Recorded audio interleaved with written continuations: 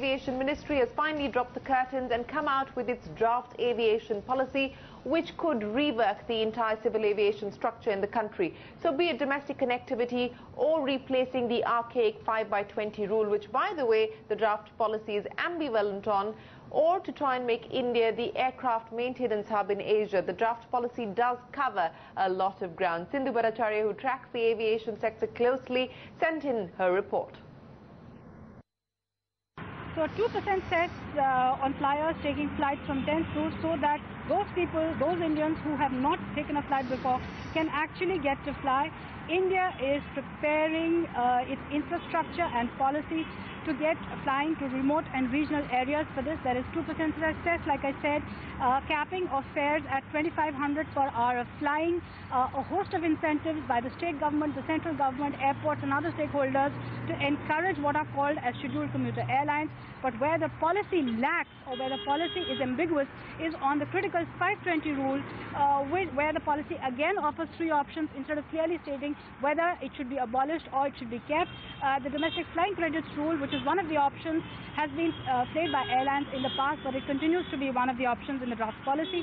Also, the policy makes it very clear that though India will have open skies with most countries, but it will not happen immediately, only SAARC and countries beyond 5,000 kilometer destination as of now.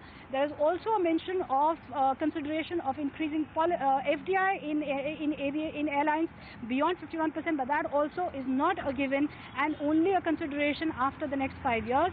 What the policy is positive on is offering a raft of incentives as far as MRO activity is concerned, encouraging redundant and vacant airport infrastructure to come to use. The policy will now be open for public consultations, go for interministerial consultations thereafter, and then get to the cabinet. This entire process could take up to 2 months. This figure of 2,500 rupees for 1 hour of flying has been arrived at after consulting the people who fly, the airlines who fly. What is the cost of that 1 hour of flying for on those regional routes? It would be about 4,000 rupees, or maybe even more than that, for 1 hour of flying by the smaller aircraft, you know, ATR or even the smaller aircraft. It will be more than that. Once the regional connectivity comes into play in an effective manner, then the target number of domestic ticketing, which is today at 7 crore per annum, is going to go to 30 crore per annum.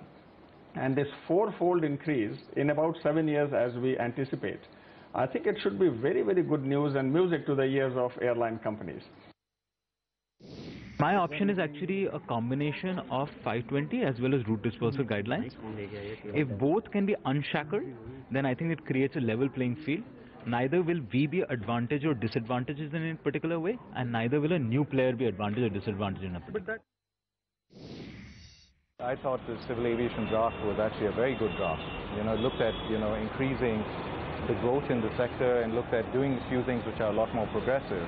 But the one thing it notably missed on was not giving a commitment on 520, which is very much needed.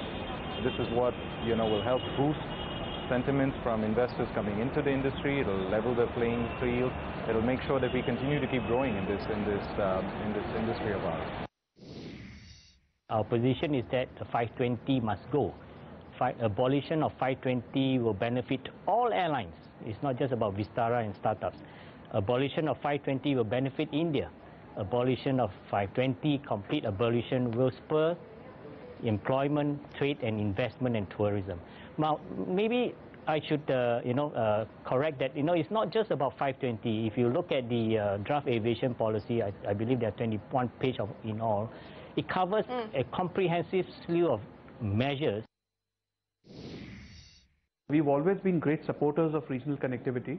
I think it's a shame that of the 475 airports we have today, only 75 are operational. There's great growth happening in the economies in small towns, the tier 2 and tier 3 and other smaller towns.